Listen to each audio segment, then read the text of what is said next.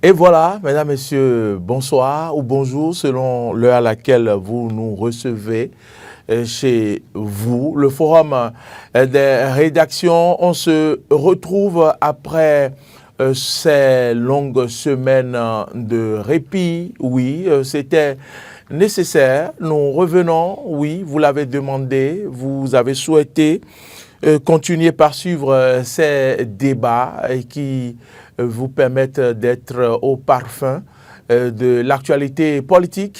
Nous y sommes. C'est vraiment un réel plaisir pour moi de vous retrouver, mesdames, messieurs, à ce rendez-vous de votre émission. Le forum de rédaction, de ce soir qui va s'intéresser à un thème politique, élection générale de 2026. Analyse des candidatures de la mouvance et de l'opposition. Ce sera le thème de cette émission qui va durer 52 minutes. Merci à ceux qui nous suivent sur nos différentes plateformes YouTube et Facebook.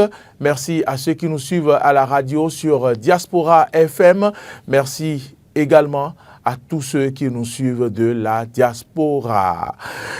Sans plus tarder, nous allons observer une courte pause en vous signalant que la réalisation est assurée par Rebecca Ougou, Alain Alou est au son, Modeste Roundekmondi, c'est grâce à lui que vous nous suivez sur les différentes plateformes. Eh bien, la diffusion, c'est bien Martin Toïnset, c'est le chef service programme. On va observer une courte pause avant que je ne vous présente les débatteurs, les analystes politiques.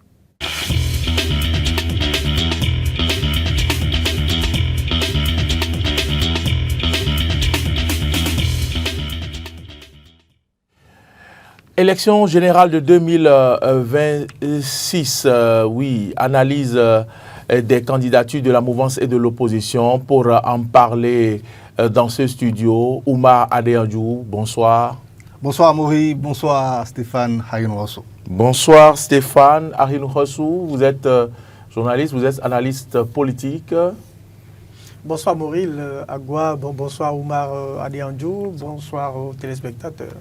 Oumar Adéandjou, lui je ne le présente plus, il est connu de tous.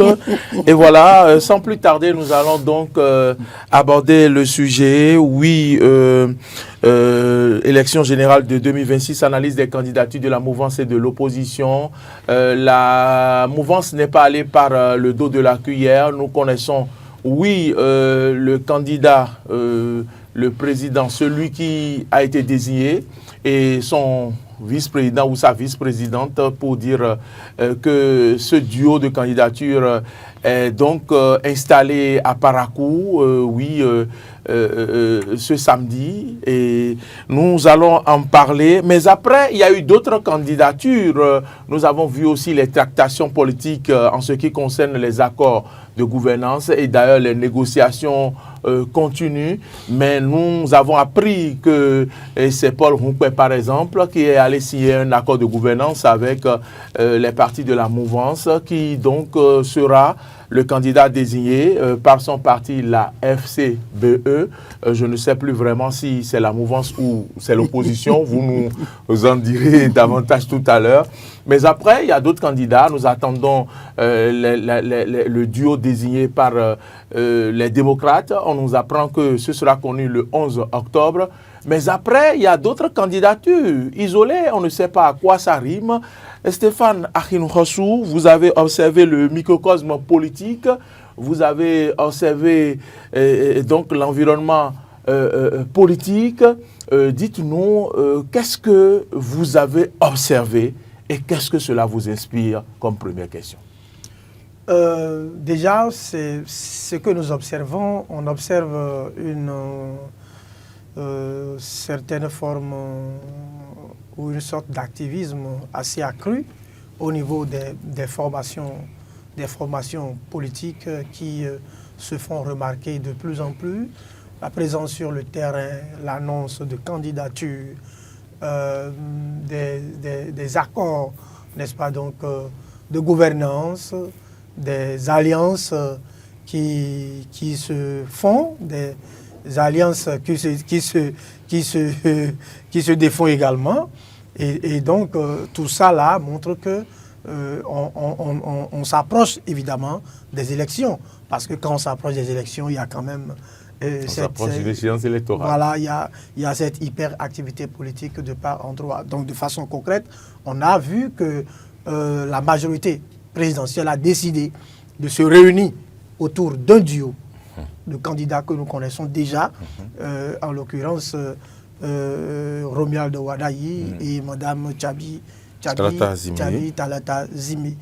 Au niveau de l'opposition, ça piétine, on les attend jusqu'au 11 octobre. On ne sait pas évidemment ce qui a pu justifier ce retard. C'est vrai qu'ici, j'ai pu suivre une émission hier où un de leurs représentants a essayé de justifier ce retard, estimant que, bon, ils ont voulu organiser les choses de la plus belle des manières, mais cela m'a laissé, moi, un peu perplexe. Cela ne m'a pas convaincu, parce que la lecture que je fais, c'est que ils veulent...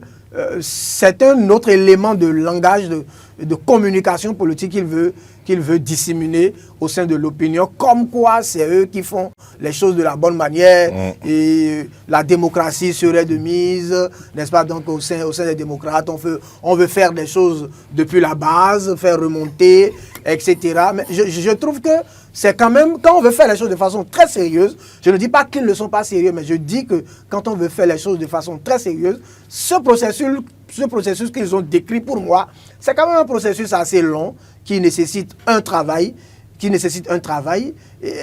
Par exemple, quand on veut faire, s'ils veulent même faire ça sous forme de primaire, quand on veut faire les primaires, ce n'est pas, je ne sais pas, c'est pour une formation aussi grande que les démocrates, ce n'est pas en une semaine que ça va se faire. Donc, bon, je trouve que cette manière de montrer que c'est eux qui font la chose de la plus bonne manière laisse encore des questions qui sont en suspens. J'aurais peut-être voulu que déjà là, on puisse connaître leur duo de candidats pour déjà voir le profil qu'ils proposent avant que les bonnes choses ne commencent. Mais bon, on va attendre le 11 et voir ce qu'ils vont proposer. Il y a également Paul Humpé, le secrétaire exécutif national des FCBE, qui se positionne également comme candidat. On a vu qu'il a pu faire une certaine alliance, un accord de gouvernance avec BRUP pour peut-être obtenir le parrainage. Ce qui fait d'emblée de Paul Humpé, je veux dire, si on veut rester dans la logique des choses, un candidat de la mouvance présidentielle. Parce qu'on ne va pas dire qu'il est... C'était ma question, vous m'avez devancé. Oui, il n'est pas... Parce que c'est le moment de clarifier les choses selon vous, analyse politique. Si nous sommes dans la logique que UPBR sont, n'est-ce pas, donc de la majorité présidentielle, et que FCBE va chercher des parrainages jusqu'à signer un accord de gouvernance, moi je trouve que c'est une sorte d'appartenance à la mouvance qui ne dit pas son nom. Maintenant, le secrétaire Paul Humpé a toujours est toujours resté dans cette posture-là. Pour moi, ça ne me surprend pas. Ce n'est que la conséquence logique de sa position jusque-là, puisqu'il ne s'est jamais révélé comme un parti d'opposition strict. Peut-être avec cette démêlée avec l'ancien président de la République, le fait qu'ils ne s'entendent pas toujours. Mais moi, je ne lui fais pas le reproche. Je dis juste que avec cette position-là, sa candidature serait une candidature de la mouvance présidentielle. Peut-être... Puisque vous en parlez, permettez-moi, on va faire une pause avec vous et prendre l'avis de Oumar sur la question. Une candidature de Paul Humpé qui a fait un accord de gouvernance avec donc la mouvance, dites-vous, semblerait être une candidature de la mouvance et non de l'opposition. Oumar Adeyanju, est-ce qu'on pourrait voir les choses sous cet angle quand on sait quand même que on ne peut pas avoir plusieurs candidats, un CEPA à deux têtes dans la mouvance? Oui, on ne peut pas avoir un CEPA à deux têtes. Est-ce que selon vous, en tant qu'analyste politique, Paul Humpé est une candidature de la mouvance, ou une candidature de l'opposition, une candidature du centre, ou une candidature qui sème la confusion? Moi, je dirais plutôt qu'il y a un tout petit peu de confusion quand même au niveau des FCBE à l'étape actuelle. Avant d'en arriver là, j'aimerais planter un petit décor pour nous permettre de comprendre peut-être ma logique personnelle. Quand vous prenez par exemple la vie politique, la vie politique, il y a deux grandes phases dans la vie politique. Il y a une première phase où le pouvoir gère le pays et l'opposition est là, elle critique. Il y a des grands événements dans la vie publique qui animent finalement la vie politique. Les événements, les fracas qu'il y a donc sur l'arène politique vont venir animer. Les critiques vont fuser de toutes parts. L'opposition, et donc la vie politique est animée.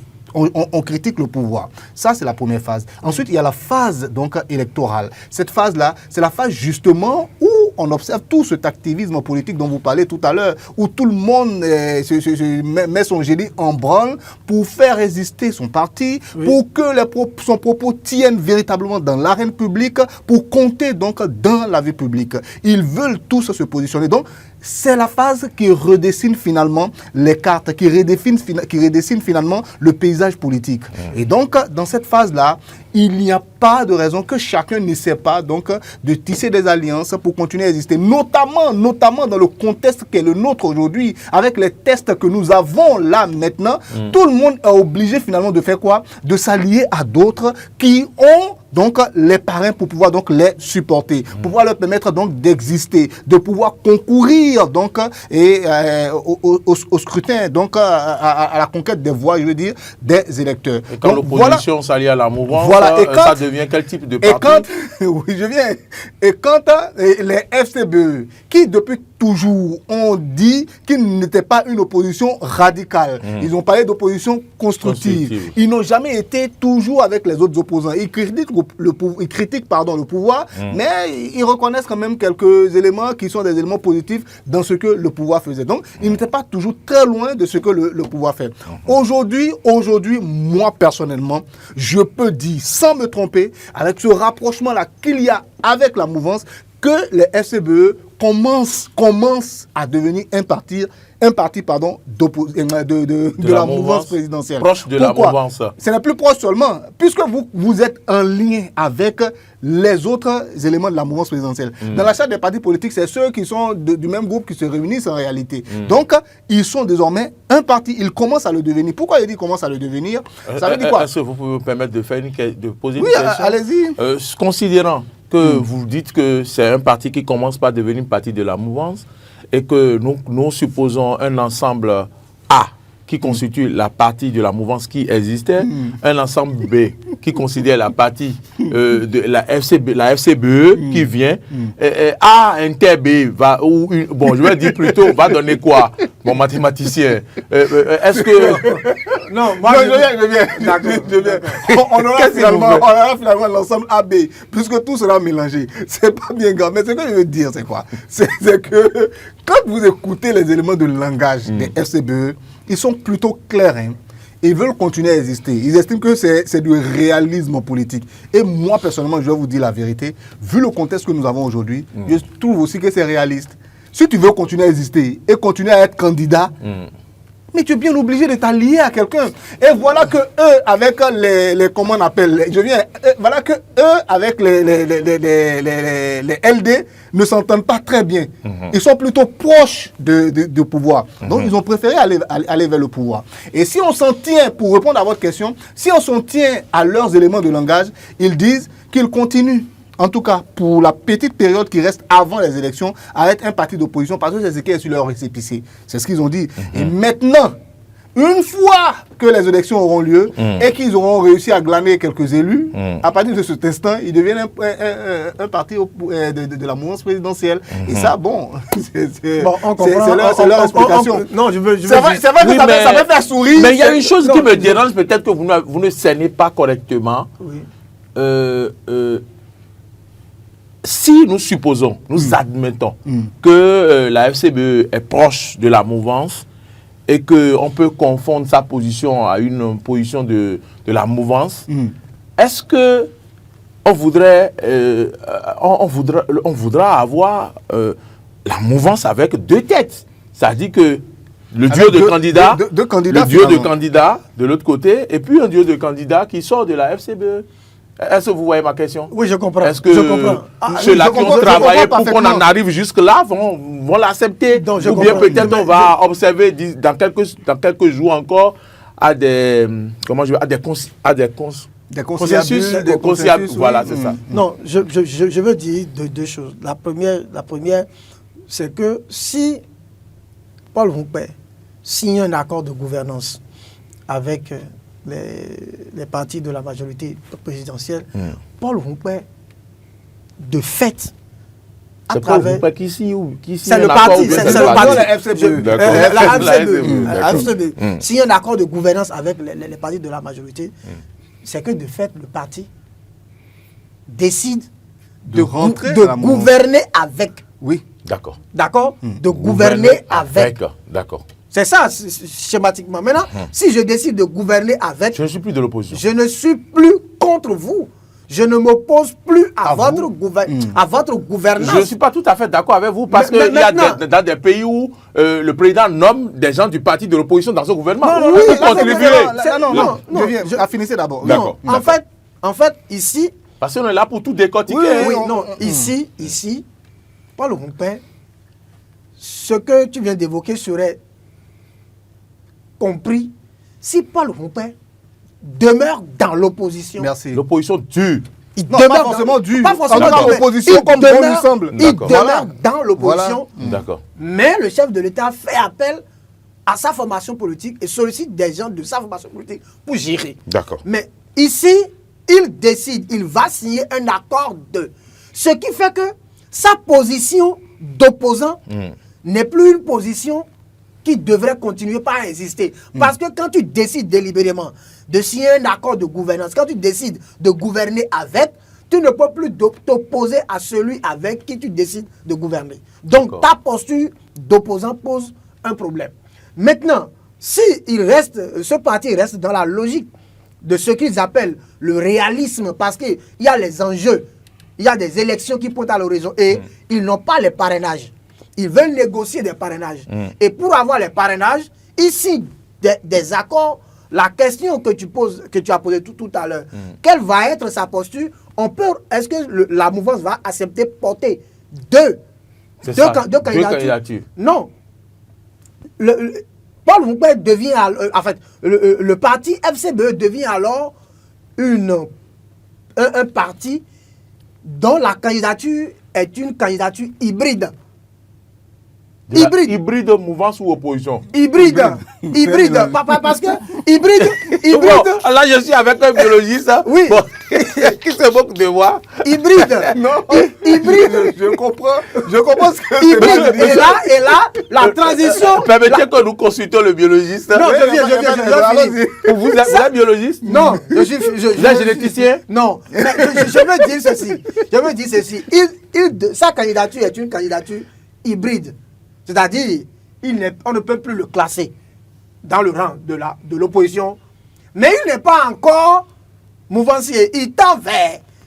D'accord. Il tend vers. Maintenant, si cette phase de candidature passait que, je ne sais pas, parmi, en fait, si le candidat de la mouvance passait le cap des élections, il va se retrouver tout naturellement au niveau de la mouvance. Au niveau de la mouvance. Mais je trouve que est-ce que ça n'émiette pas les voix? Est-ce que ça va justement, pas sur le plan politique. Ou c'est également une autre stratégie politique de jouer à l'hybride? Sur le plan politique et sur le plan stratégique, ça aurait été mieux que Paul Humpé ne se présente pas, si tant est qu'il a signé, ne se présente pas à l'élection présidentielle. Ils peuvent signer cet accord et avoir pour les élections législatives, les élections communales et locales. Mais je trouve que stratégiquement, c'est un choix. À la présidentielle, j'allais dire. C'est un choix qui pour moi n'est pas pertinent.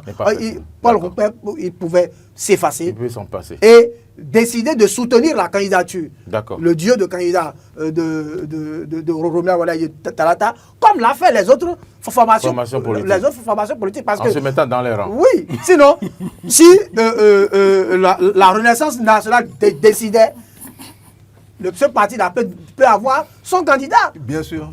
Et négocier le parrainage avec les autres.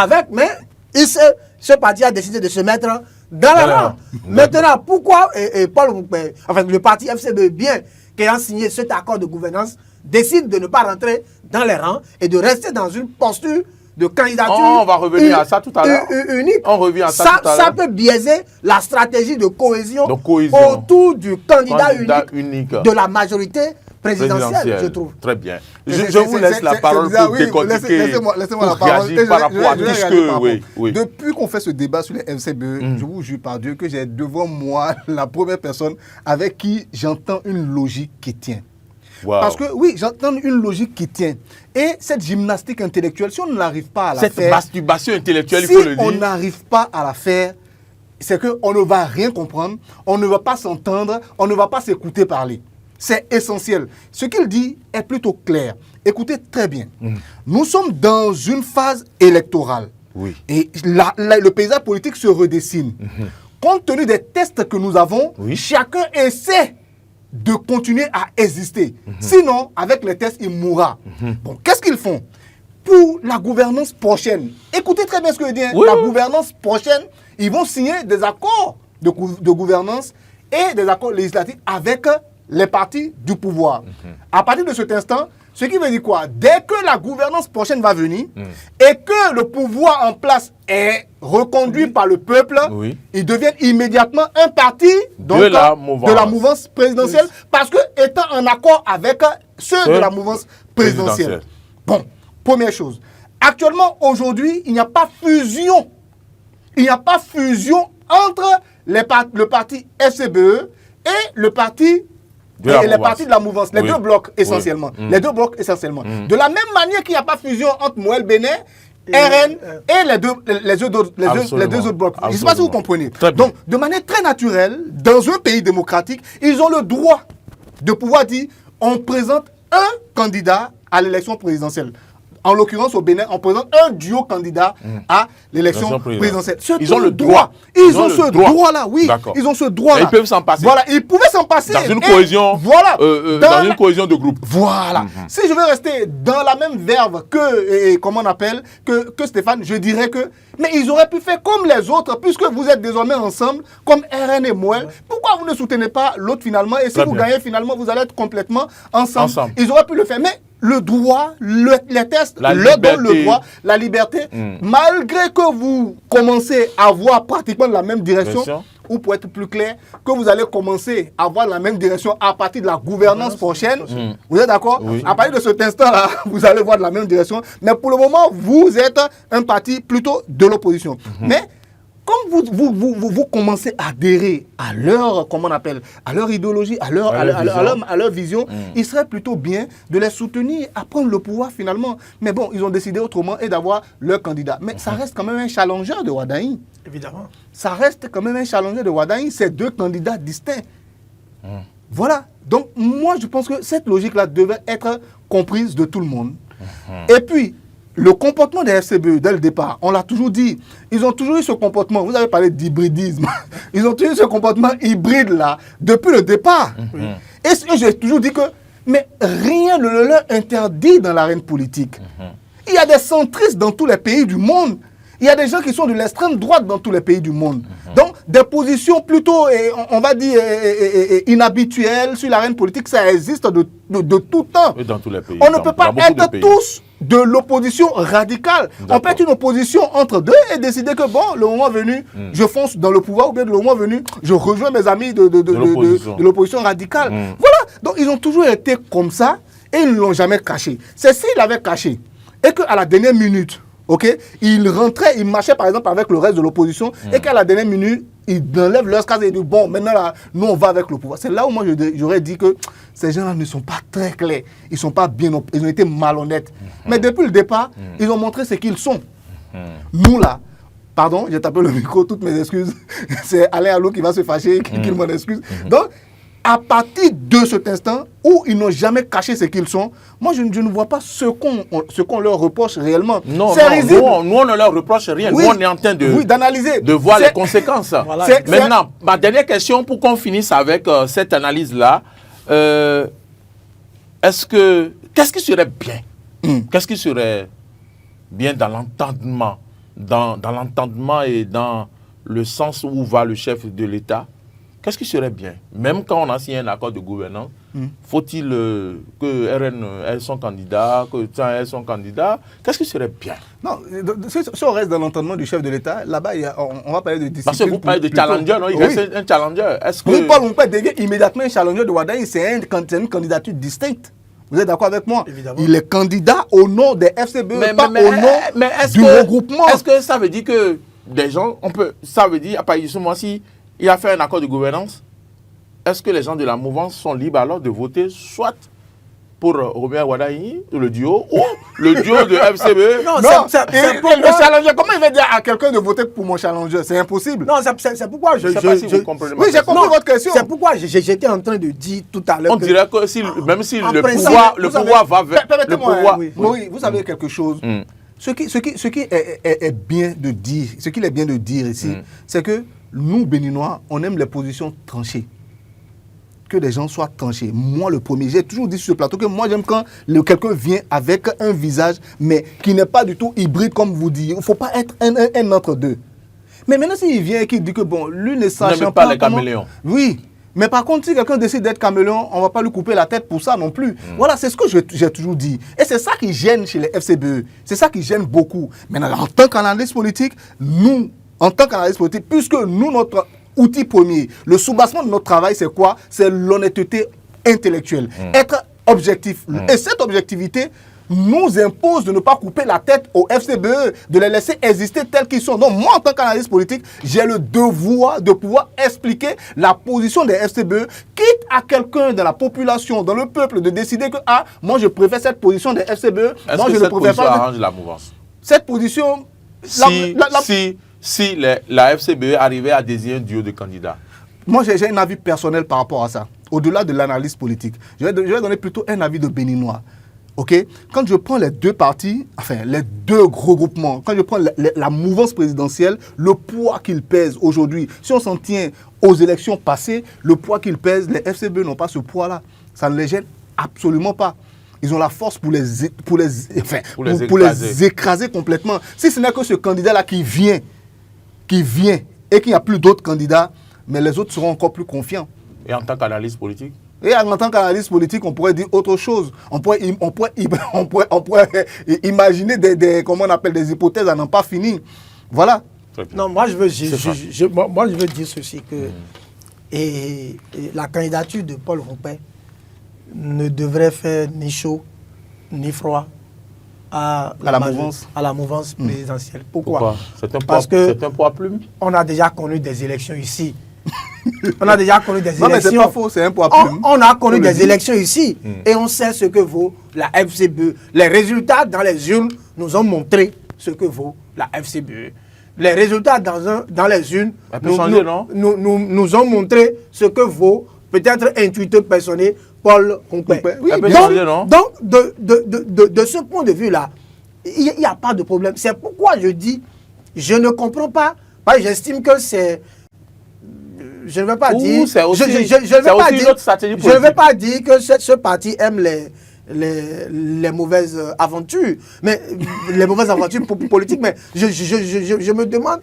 Qu'est-ce qui peut justifier cette obstination politique? Parce que vous savez que ce n'est pas évident que vous remportiez, mais vous lancez. Alors, quel est l'intérêt? Je veux vous amener quelque part. Quel est l'intérêt alors qui se cache derrière cette démarche-là? Je vous explique. Maintenant, je vais vous donner l'intérêt. C'est des questions que moi je me pose. Je vais vous donner l'intérêt. Puisque nous parlons, nous faisons des analyses sur les candidatures de la mouvance et de l'opposition. Oui. Vous savez bien que les démocrates, d'accord, ils ont, comme eux-mêmes ils se plaisent à le dire, nous avons le peuple derrière. D'accord? Oui. Supposons, admettons qu'ils ont le peuple derrière au nord. Vous parliez de la FCBE. Oui. Là où la FCBE a eu plus de voix, c'est où? C'est dans le nord. Si la FCBE se positionne avec son candidat, Ça veut dire que si les démocrates se positionnent avec leur candidat, si la mouvance se positionne avec leur candidat, je parle de dans le Nord, d'accord, vous voyez bien le schéma, ça permet à la FCBE de garder son suffrage, vous voyez ce que je dis, son électorat, qui ne va pas s'ajouter à l'électorat de LD d'office quand la FCBE ne sera pas candidat. Vous comprenez ce que je dis? D'accord? Quand la FCBE ne sera pas candidat, donc ça va permettre maintenant au second tour, s'il y a second tour ou après, de fédérer les forces. Voilà. En fait, si vous voulez attirer votre attention là-dessus. C'est là où le jeu politique aussi intervient. C'est là où je dis que quand on rentre dans la phase électorale, dans la vie politique, le paysage politique se redessine au gré des intérêts, au gré justement des petites stratégies qu'on peut mettre en place. Mais si jamais cela permet, puisque les FCBE ont toujours dit nous sommes de l'opposition, donc de manière très naturelle, l'électorat des FCBE qu'ils ont pu avoir dans le temps sera un électorat de l'opposition, de la même manière que les démocrates, je veux dire. Immédiatement, qu'est-ce que ça permet? Comme Maurice l'a dit, ça permet finalement à la mouvance présidentielle de pouvoir émietter un tout petit peu les voix dans l'opposition. Donc les voix de l'opposition seront toujours émiettées et donc là, comme on appelle, la mouvance présidentielle pourra garder donc de son avance sur les autres. Puisque si les FCBE n'existaient pas, toute cette opposition-là, qu'est-ce qui va se passer? S'ils mouraient, ils vont rentrer donc avec les démocrates, puisqu'ils sont d'obédience opposition. Les gens qui ont voté pour les FCBE. Donc, ils auront tendance à aller vers ceux de l'opposition qui existent. Et c'est là où peut-être le fait que M. Oumpe et les FCBE veulent continuer à exister arrange la mouvance présidentielle. Mais la faiblesse de cette stratégie que je comprends d'ailleurs, c'est que à l'époque où FCBE a fait un peu de trucs de boucan là-bas, c'était que FCBE était dans une posture opposition. Il y avait cette confusion dans la tête des gens. Est-ce que la population va comprendre tout ce que nous disons ici? Est-ce que la population comprend ça? Je viens. Maintenant, FCBE est avec la mouvance présidentielle. Donc, il est dans une posture hybride. Cela veut dire quoi? Sur le terrain, le langage politique qu'il utilisera pour faire sa communication ne serait plus le même qu'il avait il y a. Donc, du coup, ce n'est pas évident qu'il conserve son électorat tel que ça va s'émettre. Maintenant, l'autre chose, n'oublions pas, moi, excusez-moi du peu, je n'ai pas trop ce n'est pas que je n'ai pas d'estime, mais je dis quand on prend les partis là, FCBE est un poids plume. Un poids léger parce que le combat se fera quand on va dans le Nord. Vous savez que dans le Nord, le bloc gladiateurs. Le bloc républicain a une certaine assise. Ce qui peut inquiéter le bloc républicain dans la partie septentrionale de notre pays, c'est les démocrates, c'est les LD et non FCBE. FCBE viendra colmater et glaner quelques voix ici et là. Ça et là. Encore que les LD peuvent se servir de son appartenance ou de son accord de gouvernance pour le broyer sur le terrain. Donc, je continue pas à croire je continue pas à dire que je ne comprends pas cette stratégie de FCBE qui veut aller aux élections coûte que coûte. Si j'étais le parti UPR-BR, dans les accords, je lui dirais de retirer cette candidature-là. Parce que ce n'est pas de nature à conforter l'unité et la cohésion qui est en train... groupe auquel peut-être que dans les prochaines semaines, on verra bien. Peut-être que cette émission va éclairer encore plus les uns et les autres. Mais moi, j'aimerais dire une chose. Moi, je ne pas totalement cette vision-là de Steph. Parce que si vous dites que non, ils n'ont pas le... Enfin, toi, vous ne comprenez pas. Non. Moi, je dis en tant qu'analyste politique, nous, on doit comprendre ce que les tests permettent. Les tests le leur permettent, ils peuvent y aller. Moi, en tant qu'analyste politique, je dis oui, c'est ce qu'ils veulent faire. Est-ce que je le comprends? Mais du point de vue du résultat à atteindre, moi, je trouve que c'est c'est là où je vais. C'est une obstination politique qui ne servirait à rien. Parce que vous savez que vous n'allez pas gagner à coup sûr. Vous savez que vous n'allez pas gagner à coup sûr et vous n'êtes même pas sûr même si vous êtes dans une position de conserver des voix pour émietter ça de l'autre côté, vous n'êtes même pas sûr de cette conservation-là. D'accord. Vous êtes même pas... Non, je suis complètement d'accord avec vous. Oui. Aujourd'hui, les FCBE font partie des partis qui existent grâce à quoi? Grâce aux 7 maires ou combien de 8 maires, je ne sais pas qu'ils ont eu. Oui. S'ils arrivent à glaner cela, qu'est-ce que ça permet finalement au parti de continuer à exister? Absolument. Il ne faut pas l'oublier, c'est ce que je veux dire. Non, mais je dis, il ne faut pas laisser... finisse. FCBE laisse la présidentielle. D'accord. FCBE signe cet accord pour aller aux législatives communales. Législatives et communales. Il laisse la présidentielle. Voilà. Ça met en mal la cohésion qu'il y a autour du candidat. Ça met en mal. Ça, c'est vous, Votre analyse. Pour finir avec cet aspect, puisque le temps avance, il faut qu'on aborde. Vous êtes analyste politique. Et de votre vision, vous avez vu que les FCBE sont des poids plumes. Mais pour celui qui est FCBE qui va à l'élection, il ne se voit pas comme un poids plume. Il se dit qu'il peut conquérir le pouvoir également. Et c'est ça l'objectif, justement. Le principal objectif d'un parti politique. S'il l'abandonne, à quoi est-ce que ça leur sert finalement? S'il l'abandonne, à quoi sert de faire continuer? Ça serait du réalisme politique. Non, ça serait du réalisme politique. Ça serait plutôt de l'abandon à ce niveau-là. Non, mais vous êtes d'accord avec moi? En quoi c'est pas les tests, puisque les tests ne l'empêchent pas. S'il abandonne en ce moment, ce n'est pas les tests qui l'obligent. C'est lorsque les tests t'obligent que moi je dis, bon, il faut être quand même réaliste et accepter ce que les tests demandent. Mais quand les tests ne t'obligent pas, mais tu as le devoir, tu as le droit de continuer à être ce que tu veux être. Beaucoup qu'on t'appelle aussi président après. Et en plus de ça, vous dites que quel élément de langage ils vont utiliser sur le terrain pour ne pas frustrer les autres. Non, en politique, tout est possible. Ils sont capables d'aller devant les populations pour dire, écoutez les gens là, on a fait accord avec eux, mais l'accord là, c'est lorsque on va gagner. Si vous les laissez gagner, c'est vous qui... Il ne faut pas les laisser gagner, c'est nous qui devons gagner. Et là, comme ça, ce que vous voulez là, nous, on va faire ça pour vous.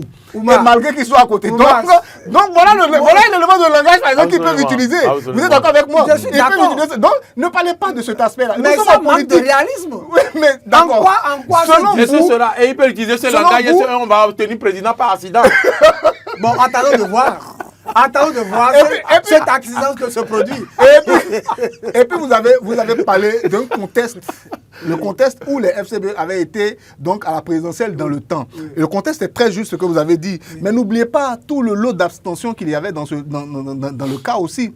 Il y avait beaucoup d'abstention liées au fait que les opposants les plus radicaux en ce moment n'ont pas voulu participer à l'élection. Il y a eu l'opposition constructive de comment on appelle, et il y a ce que certains appelaient aussi des faits valoir qui malgré tout voulaient sauver la démocratie. Il y avait un parti. Il y avait un parti. Il y avait FCDB, il y avait... Et donc, cela disait que non, ils sont opposants de principe. Parce que le principe, en cet instant-là, c'était de sauver la démocratie béninoise. On ne pouvait pas laisser un seul candidat aller. Donc, ça veut dire que notre démocratie était foutue. Donc, rien que pour ça, eux, ils déposaient leur candidature. Donc, ils sont dans leur logique. Vous savez, dans l'arène politique, chacun cherche une logique pour exister, pour qu'il ait un propos, on va dire, pertinent dans l'arène politique. Donc, chacun vient pour se faire une place. Voilà. Et les FCBE sont dans cette logique-là. Ne leur demandez pas, parce que vous avez signé un accord de gouvernance. En tout cas, moi, en tant qu'analyste politique, lorsqu'on va finir ici, après, on va rire de tout ce qui est risible là-bas. Entre nous, il n'y a pas de problème. Je suis d'accord. Mais mais si vous voulez, ce qui est risible, on ira en rire là-bas. Et ce dont on ne peut pas rire aussi, voilà. Mais par contre, lorsqu'on est sur un plateau de télé, moi, je refuse de mettre des émotions en avant. Je refuse de dire non parce que c'est FCBE, parce qu'ils n'ont pas... Non, c'est des hommes politiques qui croient en eux. Paul Ompé, vous avez beau le minimiser. Il ne s'amuse pas, hein? Oui, vous avez beau le minimiser. Le jour où la consécration ou quelque chose. Oui, je ne le minimise pas, mais j'analyse les éléments en présence et je me dis que par rapport à la présidentielle, plus particulièrement. Il aurait pu abandonner. On a compris votre position. Les téléspectateurs ont compris votre position. Beaucoup de Béninois, rassurez-vous. On a plus beaucoup de minutes, il nous reste que 15 minutes. Permettez-nous d'aborder d'autres aspects. Beaucoup de Béninois pensent exactement comme vous. Alors, très bien, merci pour ces arguments que vous avez apportés, tout ce que vous avez développé comme arguments et verbes. Alors, nous allons parler de la mouvance. Maintenant, revenons à l'opposition. Il n'y a pratiquement pas beaucoup de choses à dire parce que le duo de candidats sera connu le 11 octobre. Le 14, donc, il dit, en tout cas le 14 là c'est sûr. Bon, le 11, donc je ne sais pas ce que je vais vous laisser dire. Dans les coulisses, je ne sais pas s'il faut le dire, j'entends des choses, des informations, je ne sais pas si c'est des bruits de couloir, des informations. Concernant qui? Daniel Eda? Daniel Eda d'abord, de qui quelqu'un s'est moqué correctement que pendant que les autres étaient en train de mettre les fondations, lui il était où? Et que c'est maintenant qu'il vient dans l'opposition, il s'ajoute au LD. Ben, qu'est-ce qui se prépare? J'entends d'autres personnes dire que Moïse Kérékou serait un plan également. Ma question, est-ce que vous pensez que l'opposition va s'aligner comme la mouvance en cherchant, en positionnant un duo nord-sud? Oui, je voudrais me jeter à l'eau en attendant que Ouma... Non, sinon je suis prêt aussi, mais jetez-vous à l'eau, allez-y. je voudrais dire que je pense que la mouvance présidentielle, les partis de la mouvance présidentielle ont quand même joué, je ne sais pas si vous me permettez ce pléonasme-là, ont joué un gros jeu.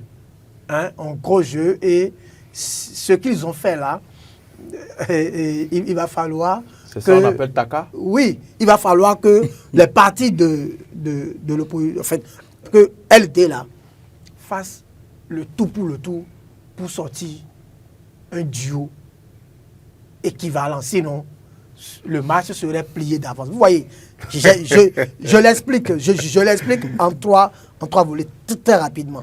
Premier volet, on a quelqu'un, un jeune, Ouadaï, un jeune déjà, quelqu'un qui maîtrise la gouvernance. Une bonne compétence en matière de gouvernance et de... Donc, en matière, parce que les présidentielles... Je vous rappelle qu'on avait levé le portefeuille de coopération qu'on lui avait ajouté. Oui. Bon. Donc, c'était une parenthèse. Oui, il n'y a pas de problème. J'en tiendrai compte. Donc, voyez-vous, quelqu'un qui maîtrise et qui a ce profil intellectuel-là. La présidentielle au Bénin, ce n'est plus comme avant. Hein. Les Béninois écoutent de mieux en mieux.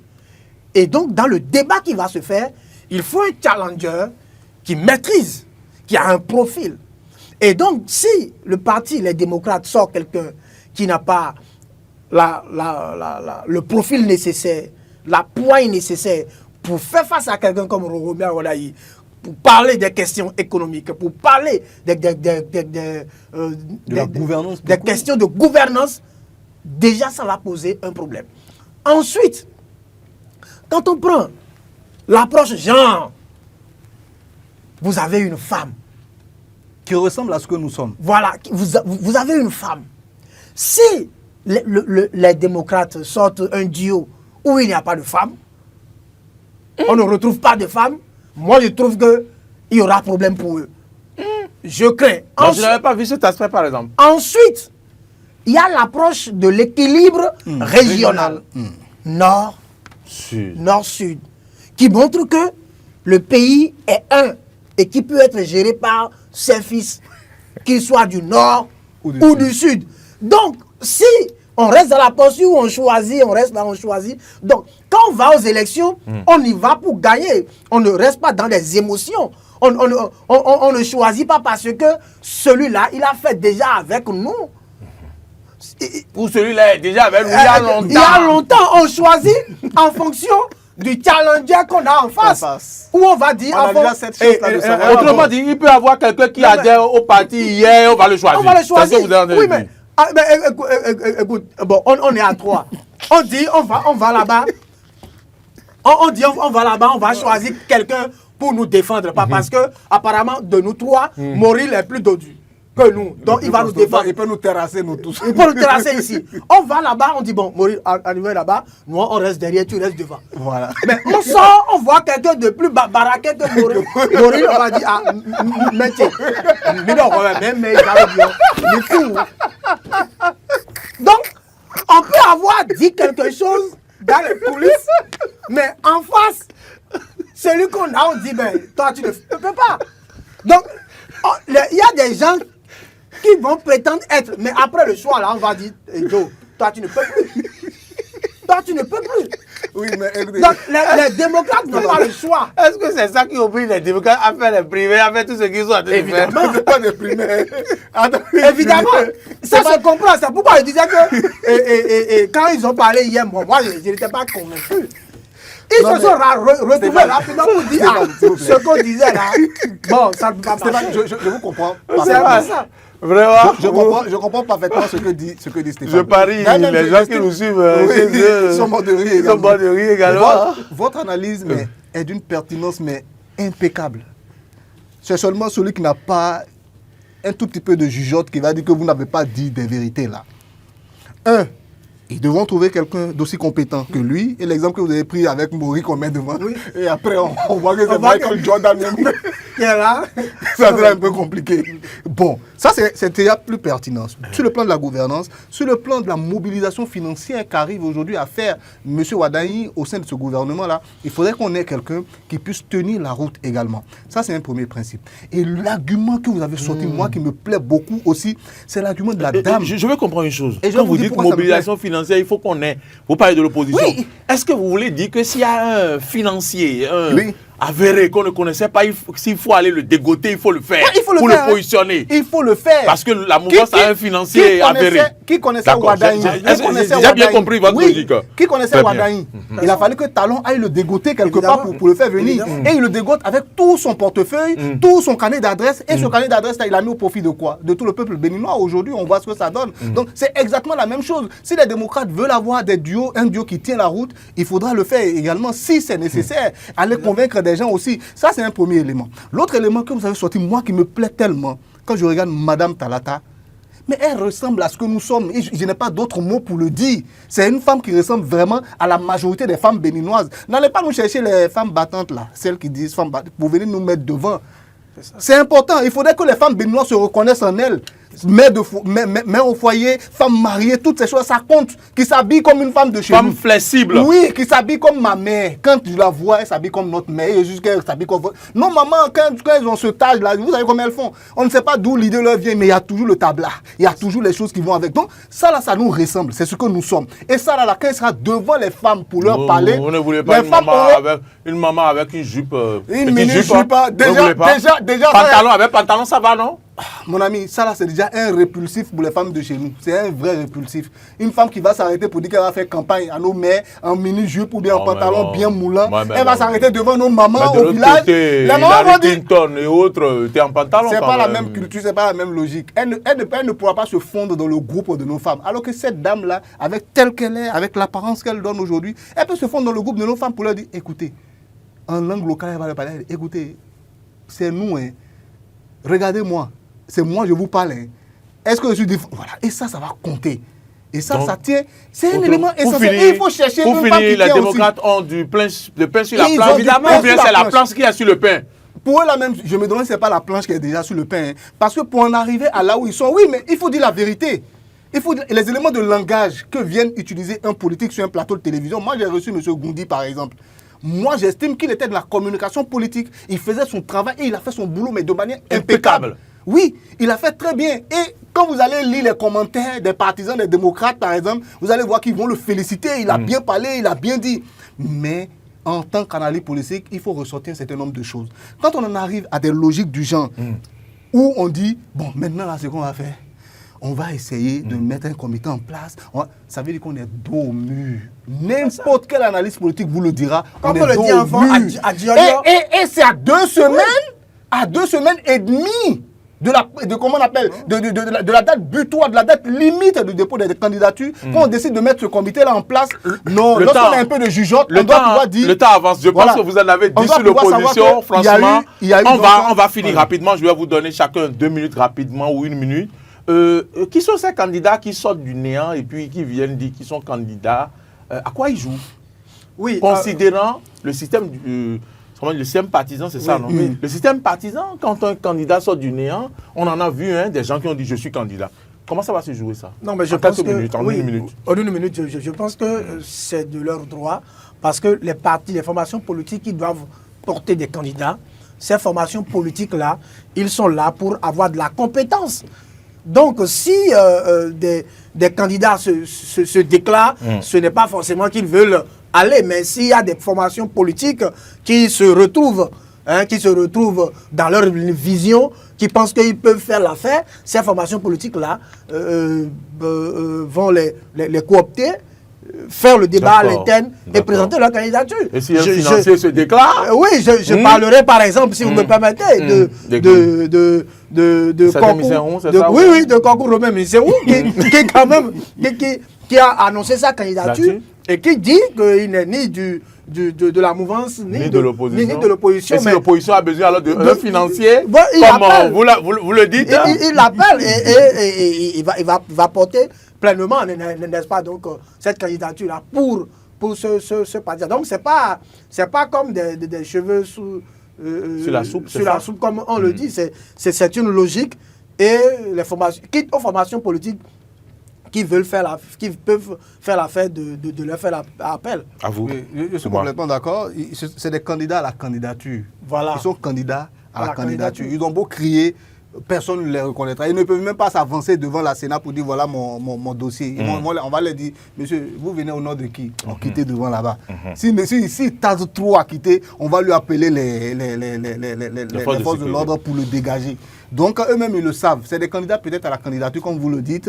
Ils veulent faire valoir peut-être leurs compétences. Ils veulent dire, voilà, nous sommes là. Moi aussi, ça m'intéresse. Je veux gouverner le Bénin. Si vous n'avez pas quelqu'un qui a un bon profil et que mon profil peut tenir la route, peut-être venez vers moi. Bon, ça encore, je me dis, est-ce que ça vaut la peine? Mieux vaut aller militer tout de suite. Pourquoi ne pas marcher à visage découvert un peu?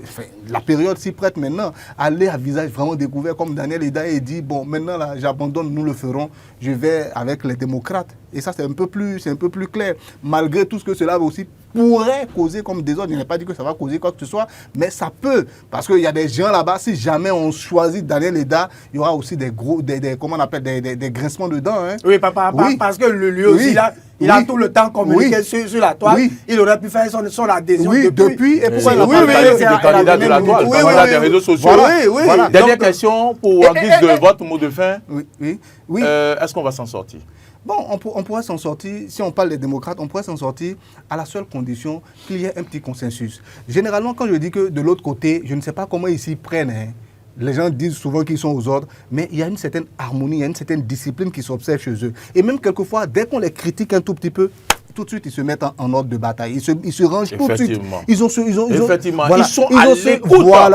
à l'écoute. Ils ont ce génie-là à leur niveau.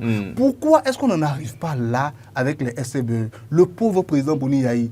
Pourquoi est-ce qu'on ne peut pas se fier à son intuition, à son expérience de la gouvernance politique, de la gouvernance d'un État, pour dire, OK, à partir de maintenant, écoutons un tout petit peu ce que ce monsieur-là dit, et rangeons-nous, on vient dire non, c'est la transparence. Et je trouve même que ça va être pour la toute première fois qu'un chef d'État va laisser le pouvoir et les formations politiques qui ont soutenu son action vont demeurer dans le temps. Parce que le chef de l'État a dû les tenir d'une certaine façon que la discipline a été complètement de mise. Et vraiment ça là, je le dis, je ne suis ni du BR ou de l'UPR, mais je suis fier de ce que ces partis-là... Moi non plus, je vous invite à aller visiter la cité ministérielle. De ce que ces partis-là font parce que c'est tout simplement beau, c'est tout simplement magnifique. Et tant mieux pour notre démocratie. On va s'en sortir. Et ce que moi, j'ai toujours espéré dans le cadre de la réforme du système partisan, c'est qu'à ces élections présidentielles-là, qu'on ait deux duos. Un pour la majorité présidentielle, un pour l'opposition. Ce rêve est déjà... Mais avec la candidature du milieu hybride là, la candidature hybride va se ranger, espérons-le. Pourquoi? Merci à vous. Merci à vous. Il veut devenir président aussi. Merci à vous, Oumar Andiandjou, pour ces analyses pertinentes. Merci à vous. Oui, Stéphane Ahirossou qui a trouvé les mots qu'il fallait quand même, malgré tout le sérieux, pour aller nous arracher, je vais dire des rires et non des sourires.